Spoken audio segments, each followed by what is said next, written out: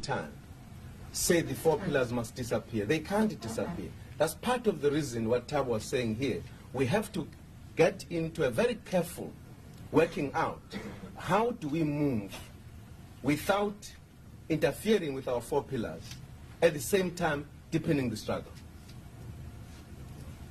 It could be perhaps referred to as a new kind of area.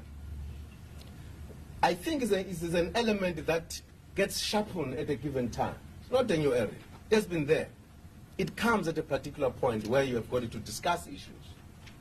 And I think our effort is to ensure that these fighters come to participate in this sharpened kind of area at this point in time with their all might.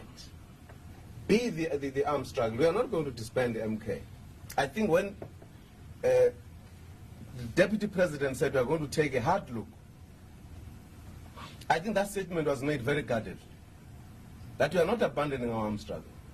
That we are looking at what the government is doing in relation to what it says it is committed to change. And that in the process of that, whilst looking at it, we are aligning our forces properly. And we know what to do at this given time. In other words, careful thinking. You know the history of the armed struggle. Nelson gave it to the delegation of the government yesterday. I'm making it the last point for me. The history of it, how the decision was taken. But if you look at 1961, when it was declared, very careful, even then, very carefully chosen what kind of targets were chosen. It has moved stage by stage. The ANC has always thought it necessary to know exactly what it does at a particular time. You know, one of the points that was made was our sabotage then was not aimed at taking away lives, the early stages of our armed struggle.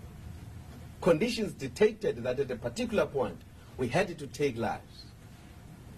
So everything that we do, we sort of carefully look at. And I think rather than feeling there is an interference with the four pillars,